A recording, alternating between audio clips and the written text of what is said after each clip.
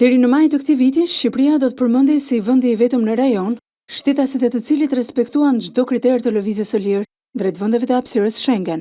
Këtë fakt e vërtetojnë dhe të dhënat më të fundit që marrim në Ministrinë e Brendshme, nga ku rezulton se që nga muajt qershor, korrik dhe gusht, në 3 vende të Bashkimit Evropian dhe përkatësisht në Belgjik, është kërkuar azil politik nga 44 shtetas shqiptar.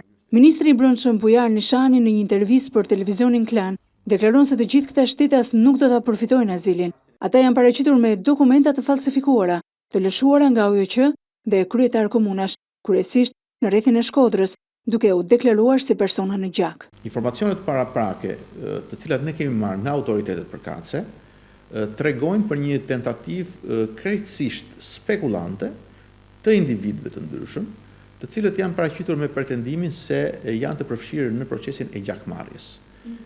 Informacionet që ne kemi na orientojnë drejt tentativave të dhënies së dokumentave të falsifikuar nga disa organizata të ashtu quajtura të shoqërisë civile, të cilat pretendojnë se merren me faljen e gjakut, por dhe nga disa kryetarë të disa komunave në qarkun e Shkodrës, të identifikuar tashmë, të cilët kanë lëshuar dokumente të falsifikuara për qytetarë të ndryshëm, të cilët natyrisht nuk kanë asnjë shans për ta përfituar azilin.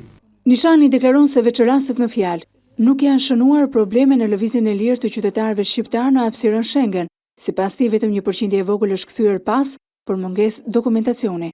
Ministri deklaron se fushata e informimit do të vijojë. Që nga procesi i fillimit të liberalizimit vizave dhe deri më sot janë rreth 400.000 shtetas shqiptar që kanë dalë jashtë Shqipërisë për në vendet anëtare të Bashkimit Evropian me pasaportat biometrike për herë të parë, dhe vetëm 3.9% e tyre u janë refuzuar hyrja në këto vende nga autoritetet e kufirit të vendeve anëtare të Bashkimit Evropian. Madje ka qenë konfirmuar dhe në rrugë zyrtare që Shqipëria dhe qytetarët shqiptar janë ata të cilët kanë respektuar dhe janë sjellur më mirë me këtë proces nga gjitha vendet e tjera të rajonit. Fati i 44 shqiptarëve që kërkuan azil politik në Belgjik, për ministrin Nishani tashmë është i shkruar.